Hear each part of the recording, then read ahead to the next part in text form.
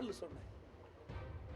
அதோட அந்த கனமழையில் விவசாயிகள் பயிரிட்ட அந்த நெற்பயிர்கள் அழுகி போச்சு. அதை ட்ரேவில் எடுத்து பார்க்குறார். இப்படிப்பட்ட முதலமைச்சர் இந்தியாவில் எங்கேயும் பார்க்கல. போய் நேரடியாக விவசாயிகளை பார்க்க முடியாதா? தான் தனி விமானம் வச்சுருக்கீங்களே, நேரடியாக திருச்சி போய் திருச்சியிலேருந்து 2 மணி நேரத்தில் போய் பார்க்கலாமே. ட்ரேலில் கொண்டு வந்து அவர்கள் காட்டுறாங்க. அது என்னென்னு அவருக்கு தெரியாது. அது நெற்பயிராக என்னன்னு தெரியாது. சொன்னால் தான் இந்த முதலமைச்சருக்கு தெரியும். அப்படிப்பட்ட முதலமைச்சர் தான் நாட்டை ஆண்டு கொண்டிருக்கின்றார்.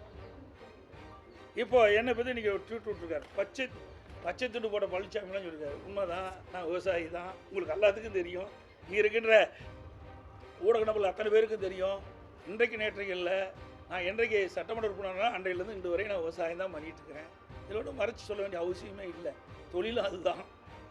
ஆனால் இந்த விவசாயிகளுக்கு துரோகம் செய்த ஒரே கட்சி திமுக ஆட்சி. திமுக அரசாங்கம் திரு ஸ்டாலின் அவர்கள் துணை முதலமைச்சர் இருந்த காலகட்டத்தில் தான் மீத்தேன் ஹைட்ரோ கார்பனுக்கு புரிந்துணர்வு ஒப்பந்தம் போடுவதற்கு துணை நின்றவர். டெல்டா மாவட்டத்தை பாலைவனமாக்க முயற்சி செய்தவர் இன்றைய முதலமைச்சர்.